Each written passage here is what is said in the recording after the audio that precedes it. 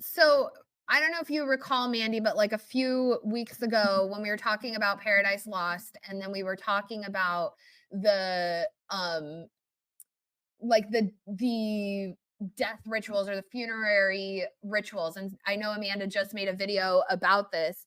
Oh, And yeah. so I wanted to ask you guys, um, because Mandy and I, what we had discussed was that okay, so the Targaryens, they burn, right? But the Velaryons, they are given back to the sea, and like the strong boys, they go back to the sea, Lucerys and Jacaerys. And so there's something to the kind of idea, maybe of like reincarnating magic, or their I don't know. There's just something to like the finality of the Targaryens being burned versus the potential of like a second life coming with a death in the water. Like, does that make sense? Or is that, are you picking up what I'm putting down? Yes. In fact, I have a lot I could say about that. Go for it, Are you sure? girl. Okay, do you have it like, oh, okay, okay, just to stop me if I'm rambling too much.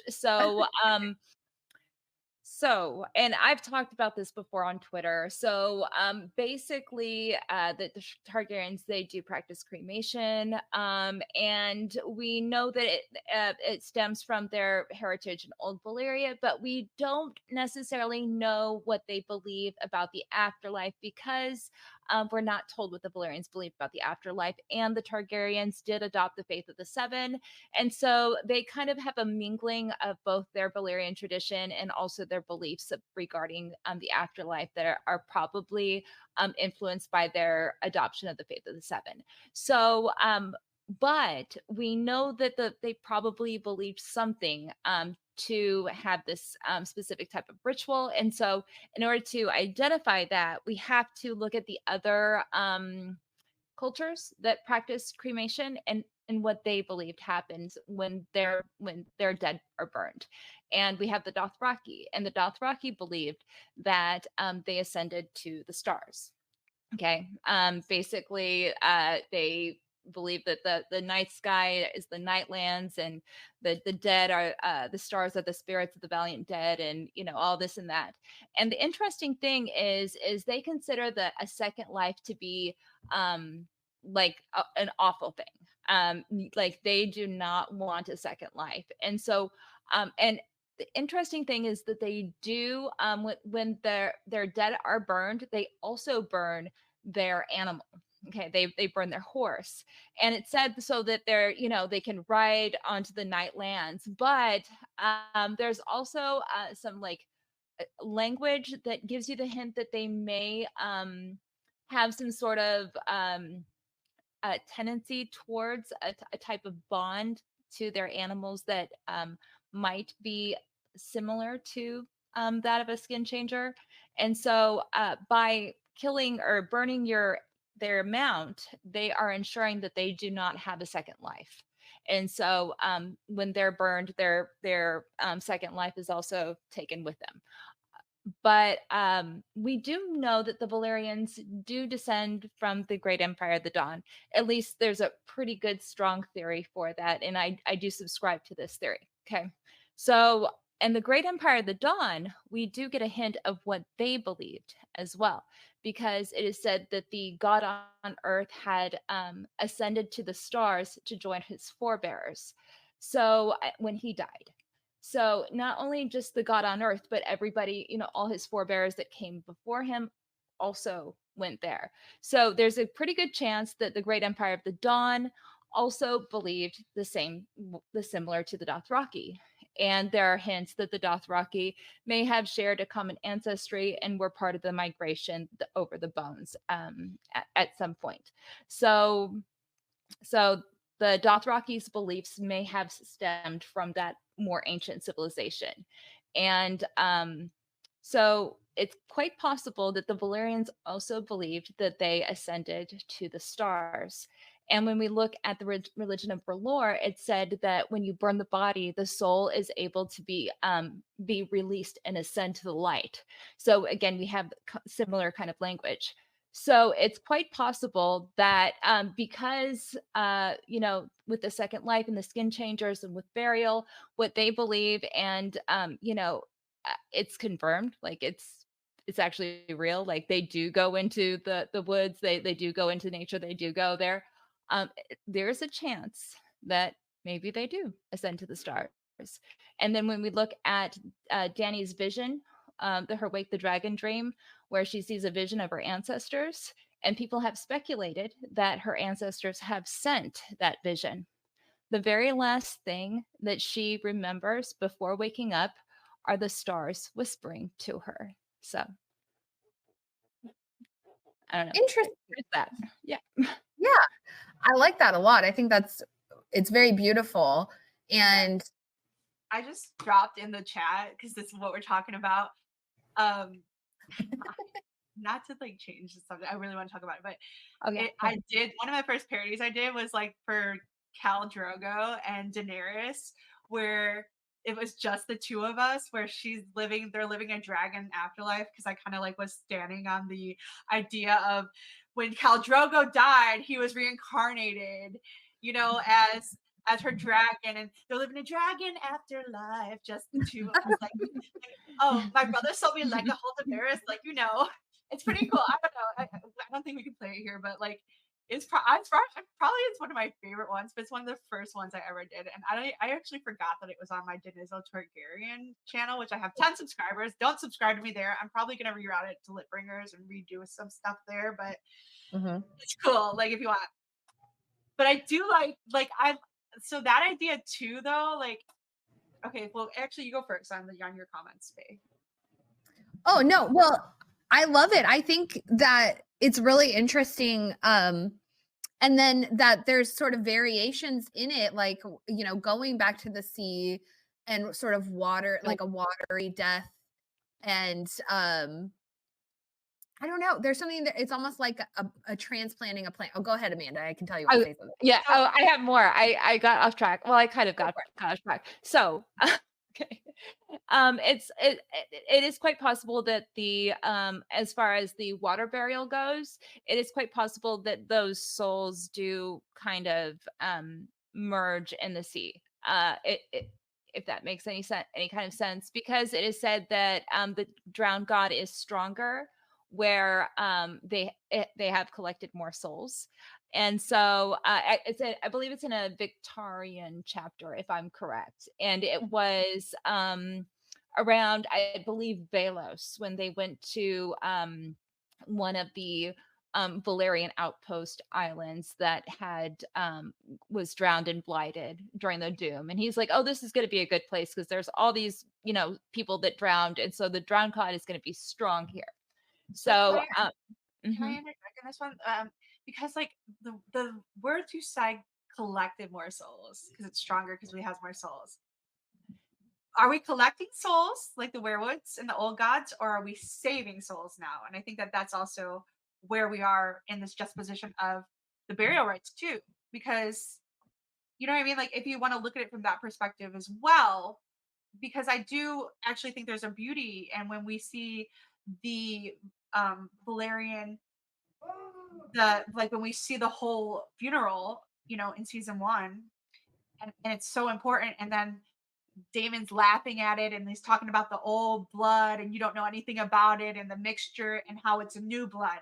And I think Mhm. that really plays out here too with this scene because I um So I do think that it's a collection, because of George R. R. Martin's past works. yeah. So I think it's a song for Leah, the Grishka. It's this like a collective consciousness, and But it's like, so do you think it's like a damning, like this is where we're no, going, is like, did no. you come to save or did you come to condemn? Or like in a sense, like, yeah, they're harnessing this power, but it's not like the savior of the realm in a sense. You know what I mean?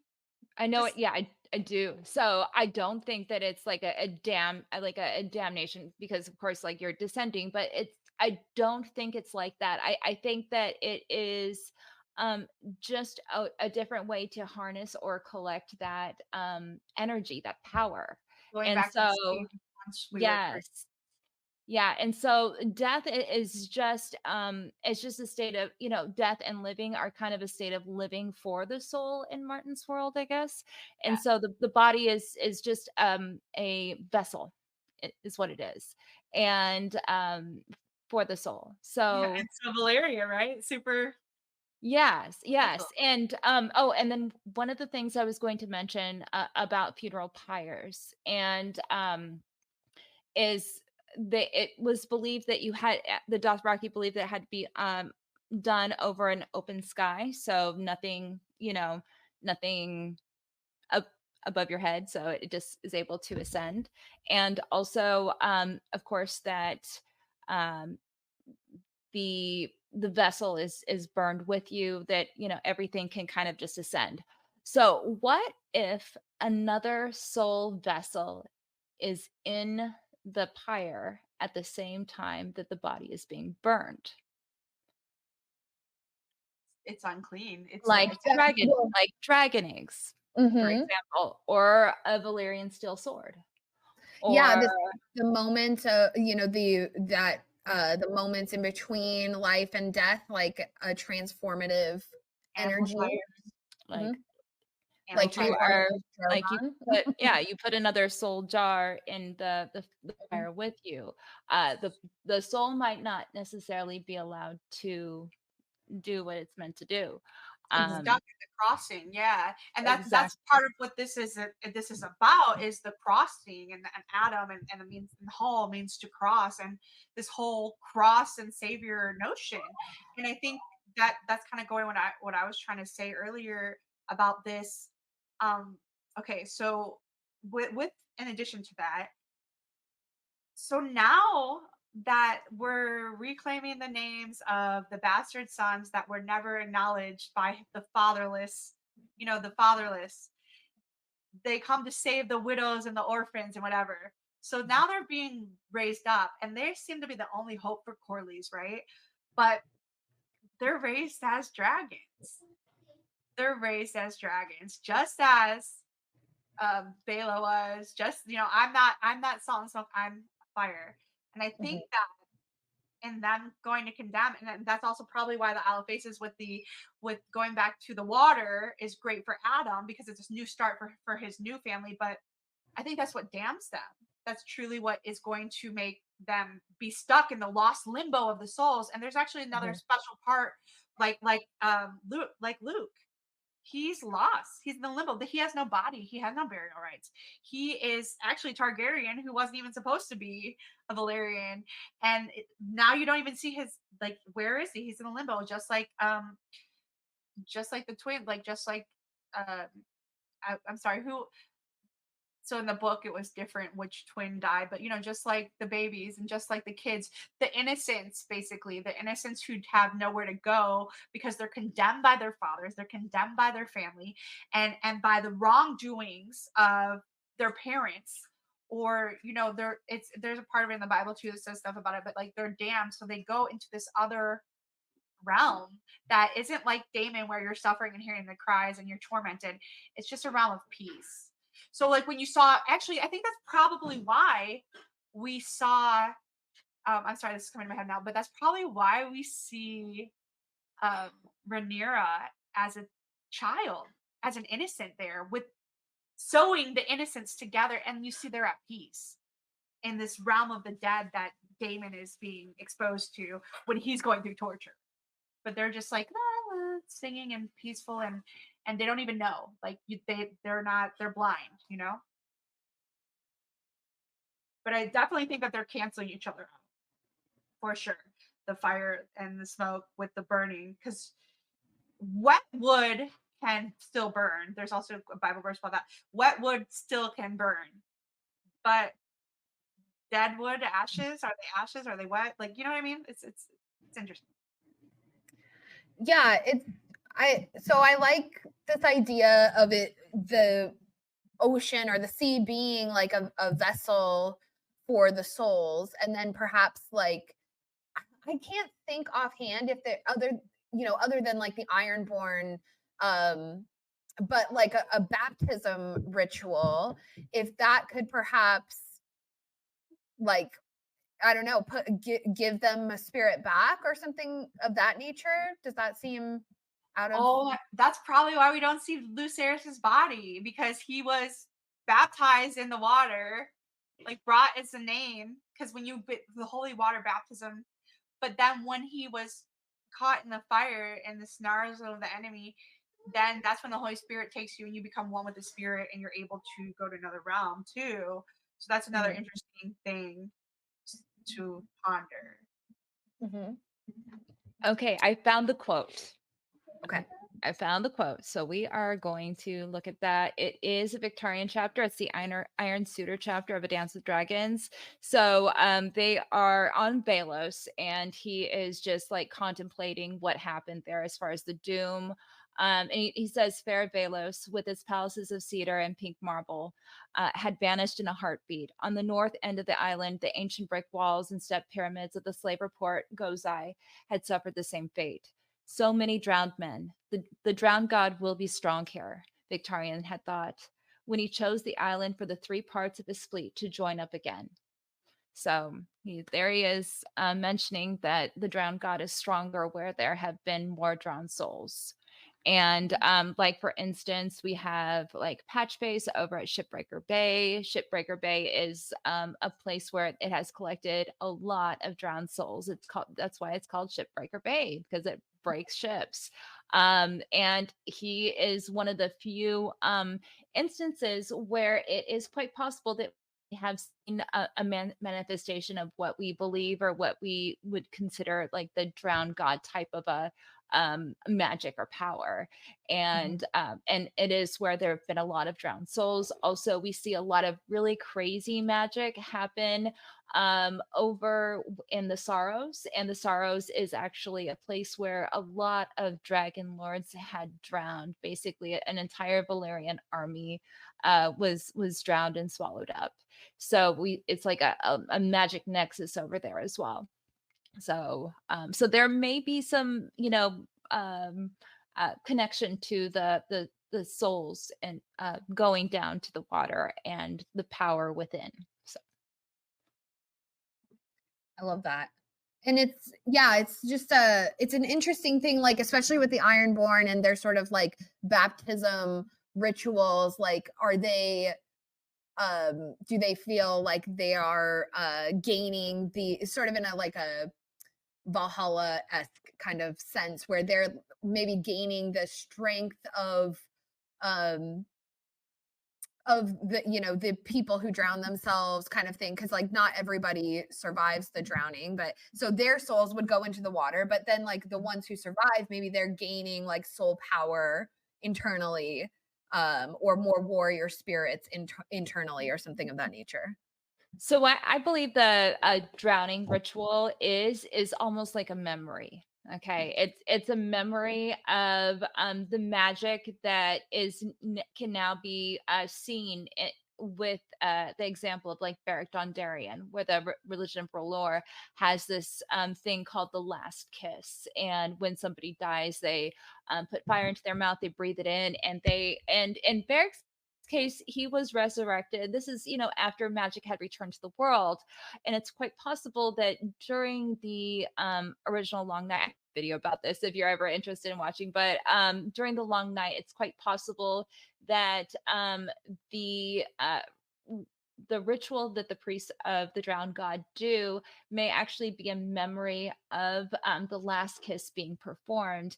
And when we take a look at the Great King and the drowned god in particular, Jesus is almost like is basically a mortal avatar, flesh and blood avatar of God. So you got your Father, Son, and Holy Spirit, and Barton plays on that concept with the faith of the seven. He was raised Roman Catholic. He very much, and I'm just preaching to the choir right now. He is very much uh, utilizing aspects of Christian mythology in his books.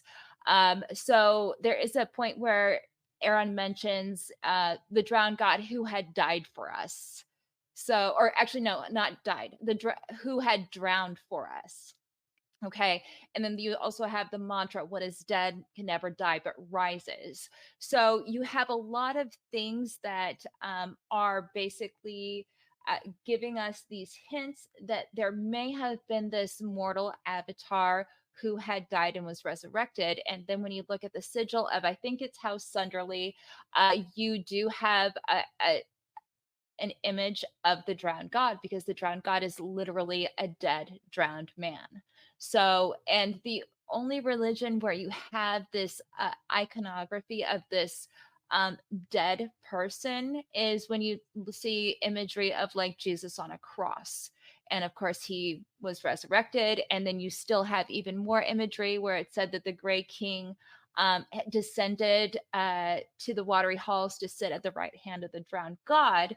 And then you have in like Christian liturgy, you have the concept of Jesus descending to hell and then ascending back to heaven and sitting at the right hand of God. So he's definitely working on those parallels. So what I believe what they're doing with that is not necessarily something to harness any power.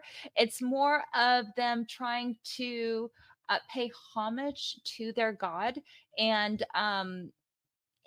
incorporating that into their priesthood is what I think is going on. I really love that. That's like very astute connections. And also, so there's the drowned god, the gray king, and then the Merlin king. And so there's basically like three aspects of a water god, which, and then Jesus Christ, of course, being associated with like fish, and being the Pisces and that kind of thing. Like it's all there. I like it. I like Absolutely. And I touch on the Merlin King being a different memory of the Gray King in another video called, I think it's my Broken Swords video. And there are a lot of hints to point to the Gray King actually being the same deity or memory as the Merlin King. So, Interesting. I love that. yes, yes. That's the So, Holy Spirit.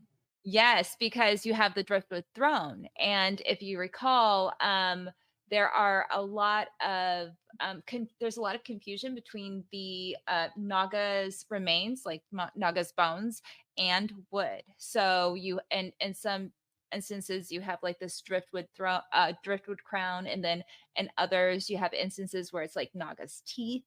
And it said, and it's more than likely it's wood. Okay, like Naga's remains are wood.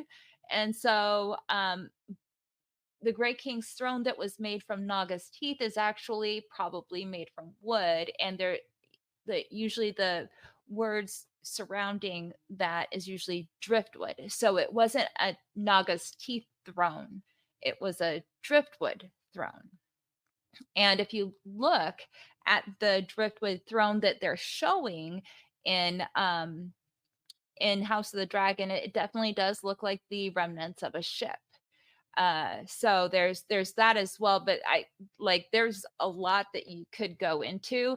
For instance, we talk about the Gray King's gray transformation. Before that, he probably had the gray or the green hair that you see in the sigil of House Ironwood, which is basically almost like a mugshot of the Gray King before that transformation. He definitely does look like the Merlin King, because the Merlin King is also depicted with green hair, because in House Manderley, he had he was wearing an armor. It was Sir Marlon Manderley. He wore the armor that was the depiction of the Merlin King, and he had a green beard, I believe it was.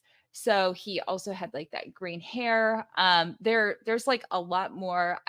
I touch on it in his video. I really need to do like an updated video, because House of the Dragon talks about the Merlin King a couple times. But yeah, it's a good possibility that they're the same guy.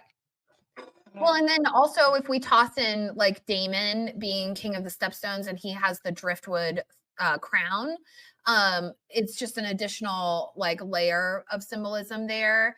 And like you were saying with the Gray King and the versus him being more green prior. It is kind of like symbolically linked to the idea that the werewoods may have been green at one point, which is like a further connection to like the green man symbolism that's Mhm. going on there. And Yeah. also with demon and like the driftwood crown. So there's just things. There's many connections here. They Yes. Go ahead.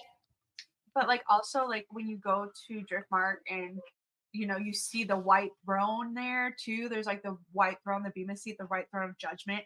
Am I gonna be judged by my works? Where that's where like in if you compare it to the sovereignty, that's where like you get judged by your works, but that's not what condemns you. You're given a choice there. Are you going to be burnt? Or are you going to be given a second chance at life?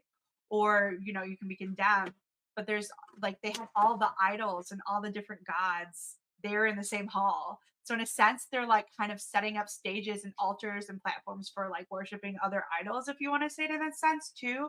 And like that's what's happening to House Valerian is that they're mixing up all these different things and they forgot their name. They forgot their, what they are. I mean, it's moving on to now it's not about the gods, it's more about the blood in a sense. But like there's also a part where it's like um God asks you to burn wet altars. So she's literally asking you them to, yeah, they're promising a name in return, but what happens to them is that they're going after these things for their name and for their justifications and for you owe me this and that and my works I deserve this and you owe me, but like then they end up being turn cloaked and they get turned back to death is what my theory is.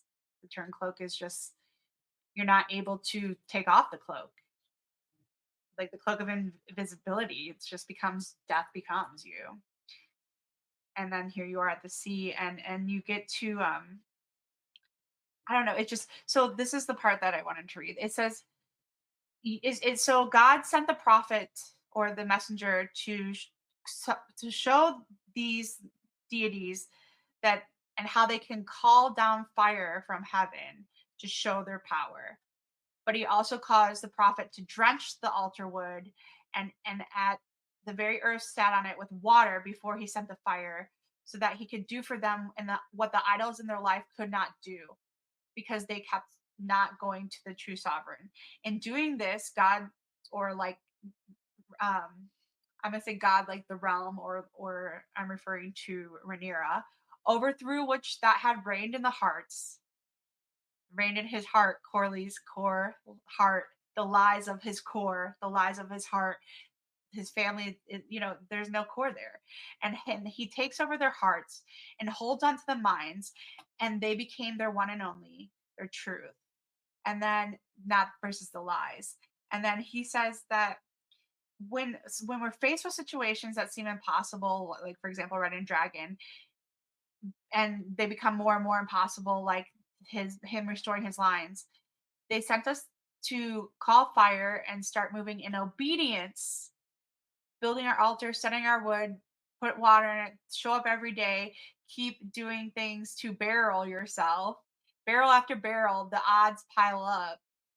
And, you might say it's stupid and walk away, but no matter what, obey the word that your sovereign tells you. Press on, and he will turn it on for your glory, but also to redeem your hearts for those who want to listen. And so like all of these things too also go back to the book of Luke, where Jesus is talking, or the sovereign is talking with the new blood covenant, and he says Interesting. these things which are impossible with men will not be impossible with me, with God. So it's kind of interesting the whole that it goes back to Luke, and it kind of really does Yeah. tie in. And there's a few messages also from first and second from Kings that go with this as well, but I'm not going to get more deeper into it. Like I'm just kind of showing that these things, these burnt sacrifices, but are the woods, the stones, and the dust, but they still licked up water at the bottom of the dry trench. And then now Mhm. you see the disposition with the valley of death and fire for Damon's kids who are in death. Look at she's suffering for the death of her father because he disappeared. And what is the ship called? The Happy Abandoned. The The gay gay man. event, yeah. You know what I just had a thought of too is, My like, house is dying. Oh, sorry. Corliss kind of also has, like, some Merlin vibes going on, in my opinion. So, okay, so let me just cook a little. Okay, so first of all, first and foremost, very simply, the blue robes, okay? Straight up. But Merlin is said to come from the sea, okay? And he's also said to be half a demon, right? Uh but and on his father's side.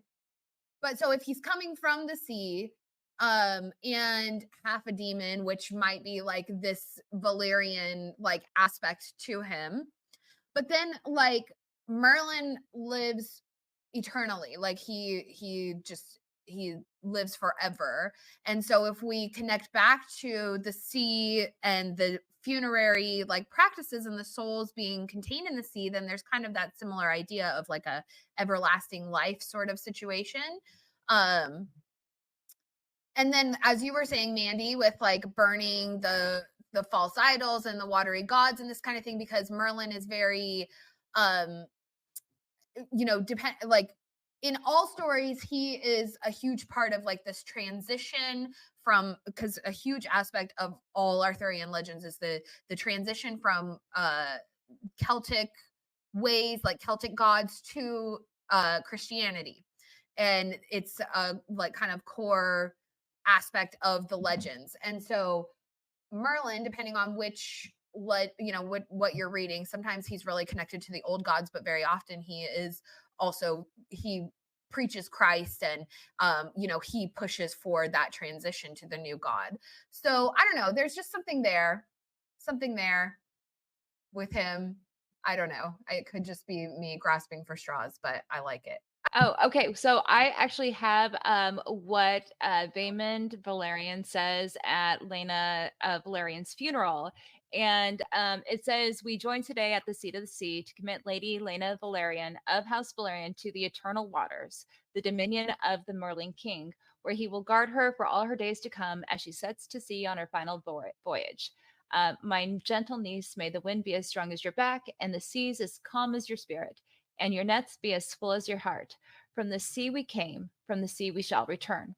So that very last portion that they say, from the sea we came and to the sea we shall return, is actually, I believe, word for word, what Aaron Greyjoy also mentions regarding the drowned god as well.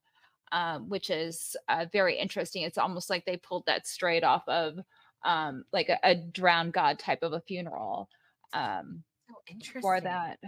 Let me see if I can find it really quick. I'm going to mute myself while I type away real quick. But that was another thing that I noticed. And then to go on top of that, the Merlin King is also identified by Arya in the House of Black and White as one of the deities that are there in the House of Black and White. And all the deities that are in the House of Black and White are those who are revered in death. So the Mhm, Merlin King is, in a sense, a type of death god, if you will. And mhm, what I do in my videos, especially the one that was linked, is depict how the Gray King was basically the embodiment of a death god. So the Merlin King being a death god type figure as well is very, very cohesive. mhm. And so I definitely do think that that's what they're doing. I'm going to type away and find that particular Scripture? uh, for that particular thing. But that was something that I also found really interesting when I was doing my research. Whenever I do a video, there's so much stuff that I I find, know. and Mhm. and so You're I favorite. I can never fit everything in there. And I so want to point out this cloak like a mist, since we're talking so much about this death. But like the mist is often, mist of Avalon, obviously, but the symbolize the spiritual realm or representing God's presence or protection. But also, it's used figuratively to describe like a cloud over the black waters, to shut out the light, because they're not doing it for light. It's for those who bring confusion and uncertainty and are compared to the mist driven by the storm, a vapor in the wind. Um, versus like there's one of my favorite songs. Like, talks about like the Lord, like you would cross an ocean so I wouldn't drown, and then meanwhile the mist comes at you like a storm. And what is like what do they always say? Oh, the wise sailor knows when to flee the storm. So just kind of fun to say. A wise sailor knows when to not go against death. The mist and clouds. There's so much symbolism and just deeper things here with every little thing. This is my favorite episode so far. Like it's just packed. There's so much symbolism and Yeah. the rebirth. Like we started the conversation like talking about this is Rhaenyra's rebirth, but really it's like all of the characters were rebirthed in this. Yeah, I mean rebirth or condemned. You know, there's such a dualism between most of the characters, and like Amanda had mentioned earlier, it's brother against brother, son for son, Mhm. and we're really, it's not playing. That's the thing, is it's not playing out how they wanted it to, but it is balancing out, and the scales are balanced, and this is where I think where we're gonna really see the true sovereignty in Rhaenyra, because she's stopping. Before she wanted a song for a song. She wants the heads, but she saw that everybody's like justifying trying to balance out the scales, but she just wants to serve. But unfortunately, in her house is, you know, Mysterious, who she's still there to war. Like she might be, she's misting the clouds, you know, or maybe it's that kiss that's clouding true judgment there. Mhm. And maybe and in a sense also, like, do you think that, well, Damon got this, let me get it too? Is that, you know, it could be there. Because like what could have happened where she was truly being a savior, truly giving and freeing on the word, now is corrupted by the works of the flesh or by the other things, you know, or by some prideful undertow. And it's that simple. It just is. Mhm. So I'm excited to see where this goes. Okay, so I found the quote, guys. Okay.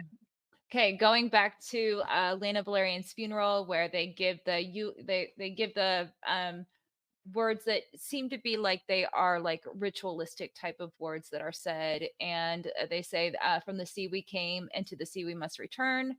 Actually, let me get the exact words from. Okay, from the sea we came, to the sea shall return. It's word for word. Okay. Oh Um, wow. and it is in the prophet Feast for Crows chapter. It's an Aaron chapter, and this is the chapter where the whole drowning is introduced. So he is initiating uh drowned men into the priesthood. So he's basically holding people underneath the water and killing them, and then bringing them to the shore and reviving them with the kiss of life. So okay, so I will start for the top. I will actually I'll start right there. The first three men had offered their lives to the drowned god fearlessly, but the fourth was weak in faith and began to struggle as his lungs cried out for air. Standing waist deep in the surf, Aaron seized the naked boy by the shoulders and pushed his head back down as he tried to snatch a breath. Have courage, he said. From the sea we came, and to the sea we must return. Open your mouth and drink deep of God's blessing.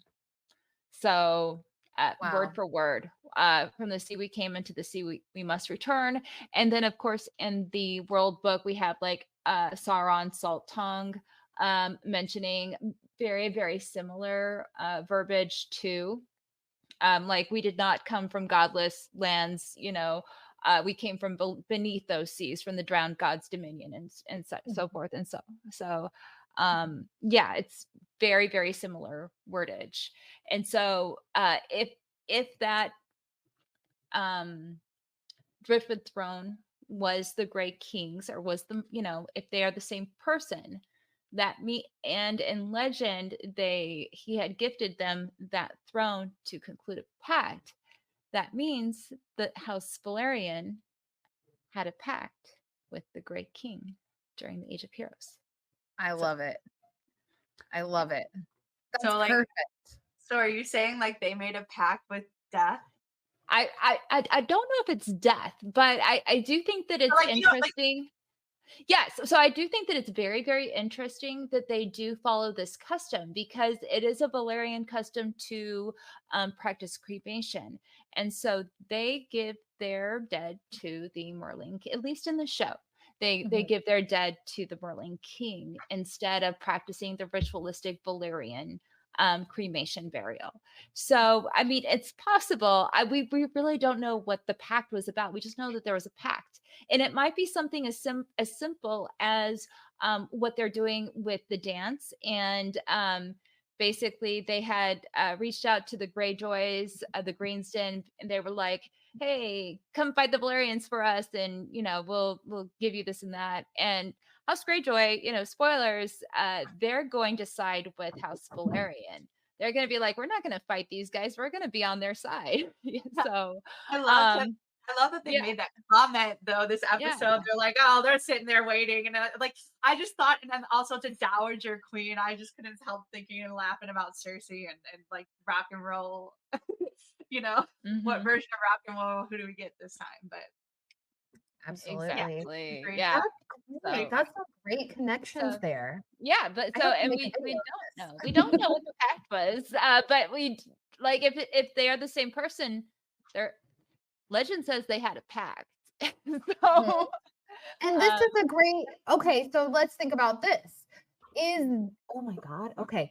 Is this a contrast to the green men who are pursuant of the Targaryen blood, or kind of this dynamic between the Strongs and the Targaryens, as a parallel to like the Gray King and or maybe not the Strongs and the Targaryens, but like the Green King and the Targaryen blood, or the dragon blood, as a parallel to the Velaryons and the Gray King, right? The Yeah, Gray and King then and Velaryons. the you're like house read packs too. Like I mean, I'm putting that too and representing it with the mud of the earth and the mud right now that Damon is in, and like the whole personification of that kind of death where your lost souls are muddied at this point as Hmm. well. I mean, I just with the old packs and like it's really amazing. Oh, it all connects. That's So interesting. one thing that I would like to add, and I was having a hard time following. I sometimes I my mind sometimes I need to like read things to like fully wrap my mind around that. But one thing that into mind as you were talking, it was regarding like this green versus gray type of that was happening. So one of the things that I also talk about in some of my videos is how the werewoods were probably more natural. At one point, they were probably green, and and I also talk about how the Gray King probably had something to do with this transformation because we actually see this kind of a transformation in his legend where it said that the storm god had lashed down with a firebolt, causing a tree to burn, and the weirwood is often described as like a blaze of flame. So one of the really interesting things in I think it's Lemort de Arthur. I probably don't pronounce that very good, but in Mallory, which Martin has quoted from, in Mallory, there's actually the tale of Cain and Abel in Mallory in Le Morte d'Arthur.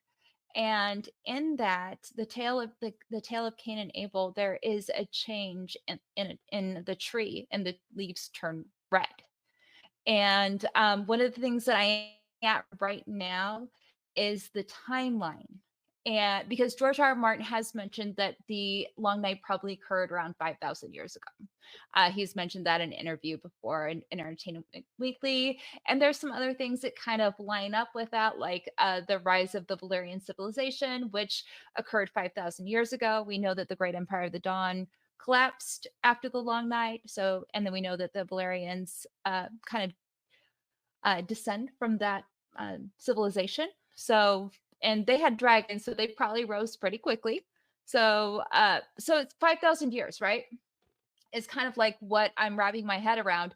And one of the interesting things is that there is a Ironborn king that's mentioned that ruled 5,000 years ago, and his name is Euron Redhand.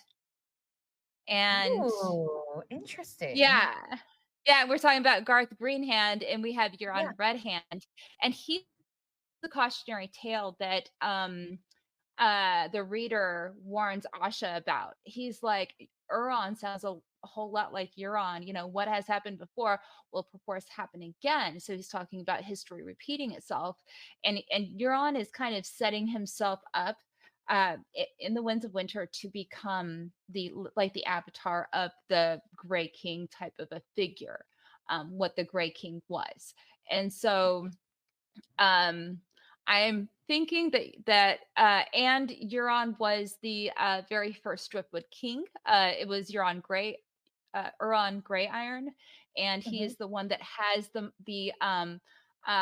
Sea King, Berlin King type of sigil as well. So it's like the stamp is right on there, kind of. Yeah. So I'm really looking at this brotherly conflict with the trees changing. You're on Red Hand and Garth Green Hand right now. Mhm. It's like uh buzzing around. I love it. I It's so perfect. It's such a great connection.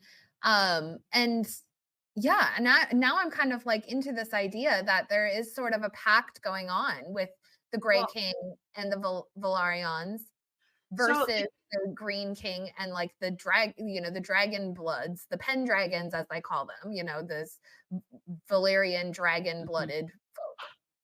so I have a question though, because when you said about the Canaan ape, I love the idea that they obviously like when you face death, you become it. When you become like the sovereign, you start to look like your lord. The whole thing about your face changing. So why not the weirwood trees being more gray, and then throughout blood and history and the absorbing of one another, now they run by pale of death and then the blood. You know, I think that's great.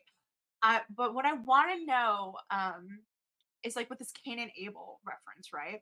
Because like it like so was it like murder or was it s- sacrifice? You know what I'm saying? Like what like because Cain and Abel, what happened is he didn't like the sacrifice, so it ended up being jealous. So then Cain ended up murdering. So it was kind Oh of a, wow. you know what I mean? Like Yeah. yeah. So was it at first because it do you think it was because it was like a jealousy thing, and then they ended up, you know what I mean? No, I do know. I've never thought about it that way. I mean, so that is kind of cool. I've just never thought about it that way. The way that it's always framed is that it's out of jealousy. So one So it's always not a prefers sacrifice then. It's a receives murder. the God's blessing, and then he's like all Cain is all mad, and he's like, I'm gonna kill you now, and he kills his brother. Is that's like how it's framed, but that's kind of cool. So that's Oh, but that's kind of like what's happening though with it, like yeah, with the no, Golden that's like Gemini. cool. They're murdering them essentially, but it is also Well, still kind of a sacrifice. But like you're being held under. Okay, so mm, I found the uh excerpt from Le Morte Arthur, and it is actually it is in chapter 5 how King Pelus was smitten through both thighs because he drew the sword, and other marvelous histories. And King Pelus, by the way, is the Fisher King, the maimed king.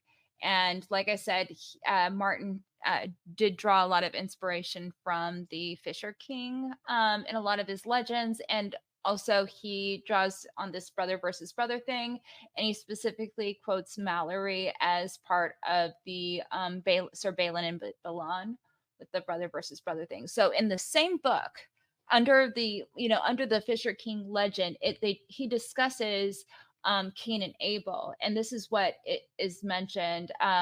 So thus the tree, long of green color, and so it befell many days after, under the same tree Cain slew Abel, whereof befell great marvel. For anon as Abel had received the death under the green tree, it lost the green color and became red, and that was in tokening of the blood. So they have this change of this green tree into a red tree, and it's because of this original sin. And also the infertility that you see with like the we do not sow is Mhm. also a result of that Cain curse, that because Cain was no longer able to sow the earth afterward. It was Mhm. like the curse that God gave him. So Mhm. it's very cohesive with that theme, and this is the exact book that Martin references too. So I love it. That's it all kind of awesome. it's in a pretty bow right there. Mhm. I That's mean, what that's what I always say is like A Song of Ice and Fire is just an Arthurian like fan fiction in a sense. Like there's just so much of it there, and which I love. I appreciate because all like your most of like the major authors in our time or modern like Tolkien and that kind of thing, they all take from Arthurian legend. They all have original like Tolkien wrote The Death of Arthur, and he wrote another one. I can't think of the name of it, but then with Martin, and then like I didn't know that Avalon story until you had posted that in your video, Amanda. But I was just like, oh my gosh, this is so perfect. I would like I don't know what I would give to read that, even if it's I know. unfinished, but I would give a lot to read it. I know. Yeah, so what I it kind of like was an epiphany, because I was putting myself like in Martin's, like I don't know if you can do that, but I was trying to picture myself, if I was writing a book about Avalon, and suddenly this chapter comes to me, and it's specifically the Bran chapter. And Mhm, and Bran kind of is the he's not the main, the main character, but he's obviously very, very important to the story, and King Bran is going to happen. mhm, It's going to happen, but it once you kind of look at the entire big picture, it's not necessarily King Bran that he's after. And if you get a chance, check out the video. But it was just trying to put myself in, Martin's perspective of what he was trying to accomplish by entitling this story Avalon. Well, there's only so many themes that go with the that name of Avalon, mhm, and it's all Arthurian, and it's either just like mysterious cool isle, Morgan Le Fay, all of that, but there's also that once and future king concept. And mhm. once you put everything together, you're like, oh my god, this is kind of what he probably had in mind. So yeah. Yeah, do that's you think? and I kind of did the same thing with the Alice Rivers video where and I mean, I didn't even know the Avalon bit at that point, but that's like where I was with my mind. I was like, okay, let's think about this because Yeah. it was actually if you guys have watched the movie The Green Knight, which is a little bit difficult to follow if you're not like a weird myth person. It's a little bit difficult to follow, but the themes of the Isle of Faces come through so heavily with that movie or with that story, that poem of Sir Gawain and the Green Knight, and just the themes that it covers and what it's all about. And then what like the movie really ties it all together with the green, the coloring, the reincarnation cycle, cutting off the heads and all this kind of thing, the face with the cut off head. Um, so that's kind of what like brought it all together for me. I was like, oh, this is the Arthurian legend that he's going to. So what does that mean? Um, just So and that's, like it's so fun. Like I love figuring out, the mythology of these stories in that way. So I like this. Okay, so I'm gonna put this here really quick because this goes into what I want to talk about is this dragon blood trees and the family lineage trees. Like think about your just family tree too. What we're in, what everything we're talking about, that the crones did not up like a mushroom and have the parallels with Cain and Abel, and the dragons die, their spirits go to the trees.